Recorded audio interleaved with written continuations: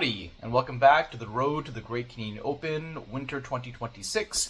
My name is Clarence, and this is my video series as you follow me as I paint up my Brotherhood Without Banners army, 1 hour a day, 1 day at a time. So today we are moving on to a brand new project. We just finished our second tray of Brotherhood Archers, and we're now moving on to the Sworn Knights. So let's see where they're at, and let's take a look. So here are the glorious Sworn Knights. Honestly, this unit is one of the reasons in terms of modeling that you should just play Brotherhood Without Banners. They're just such gorgeous models. I cannot wait to paint them. Now, I actually only need to paint 3 technically because I'm going to have a Hedge Knight act as a Fortune Seeker. But I love the model so much, I'm going to paint all 4.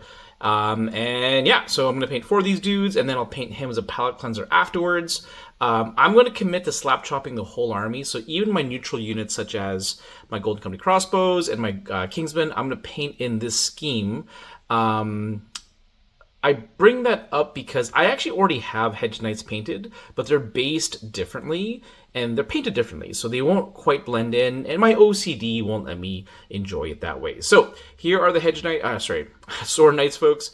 We're going to get them primed, dusted with the Wraithbone Spray, Dry Brush White, and we'll see you next. And we are back after the priming steps. So I primed them black on the GW priming stick, and then after that was dry, I went back with black paint, watered down a little bit to get all the areas that the primer didn't cover, which were mostly underneath the model. After that was dry, I went back and did a Wraithbone Spray from the top angle, Zenithal from all angles from the top. So you can see that the bottom areas are still a little bit dark and in shadow, which is perfect for contrast paints. And lastly, I applied a light dry brush over the cloth areas. Now looking at the models a little more closely, the knights themselves are pretty much all metal.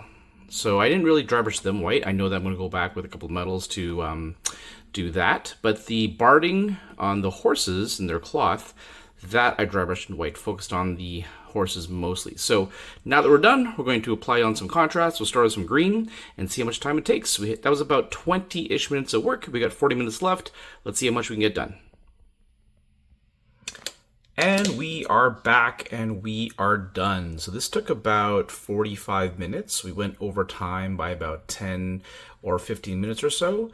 But I really wanted to get this particular step done, so I just put on the Warpstone green over the cloth of the horses. I'm not sure if that's called barding or not.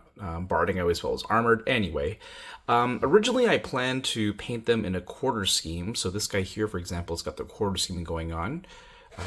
Oops, he's sliding. And then I thought it might be kind of weird if they're all painted the same way. They're meant to be like a disorganized kind of rabble army, so it felt weird to have them so standardized. So I looked at each model and I thought, let's try and paint them a bit differently. This guy got all green because his rider's got a cloak, which will be done in yellow. This guy is green, but the bottom will be done in yellow plus the pant area. So yeah, they're all a little bit different, which I think makes more sense for a peasant-themed kind of rabble mixed force. So we're done for today, folks. Yeah, hopefully you are also painting too. What are you working on? How's your painting coming along? Let me know.